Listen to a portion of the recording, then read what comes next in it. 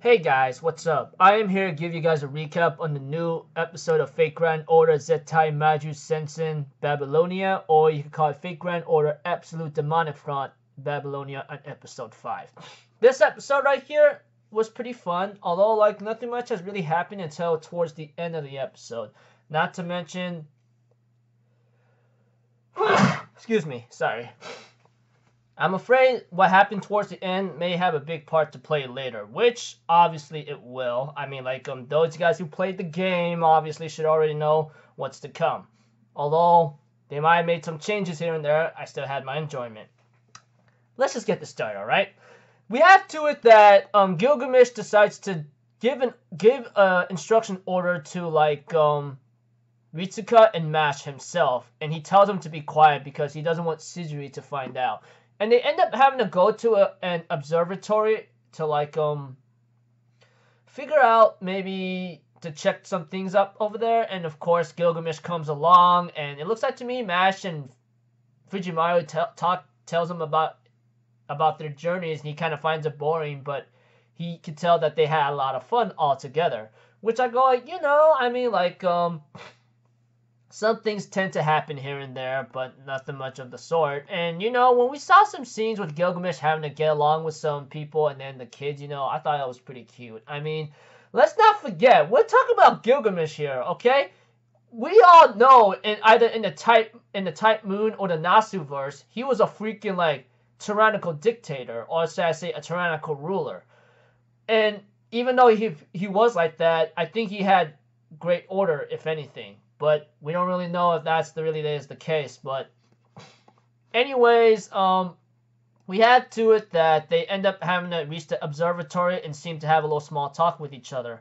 Well, Gilgamesh is talking with those at the observatory to check up some things and take a look at some other stuff, But let's not forget that there's a scene between Mash and Fujimaru talking to each other about what's been happening here and there. Not to mention Mash was trying to wonder what her wish is, because there was a scene like similar to Mozart, if you guys been keeping up with the Fate Grand Order anime, Babylonia, Absolute Demonic Front Babylonia, that Mash was told by Francis Drake that everybody has a wish eventually.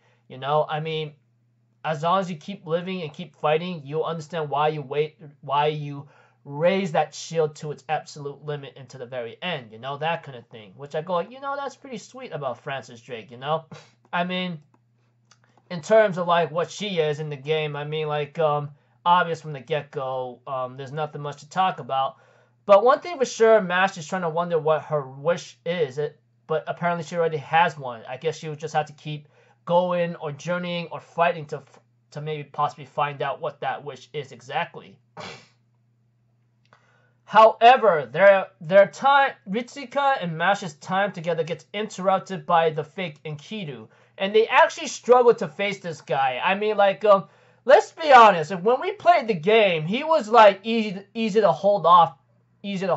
But what the anime did in general shows how terrifying this guy is. I mean, let's not forget. I mean, if you guys been keeping up with the Nasuverse, or you know anything about Gilgamesh in the Fate series universe, that this guy was at least the equal to Gilgamesh himself, and he was like doing techniques or moves that Gilgamesh would be doing, and he almost killed Mash and Ritsuka until Gilgamesh interferes to fight himself, and they actually seem to be on par with each other.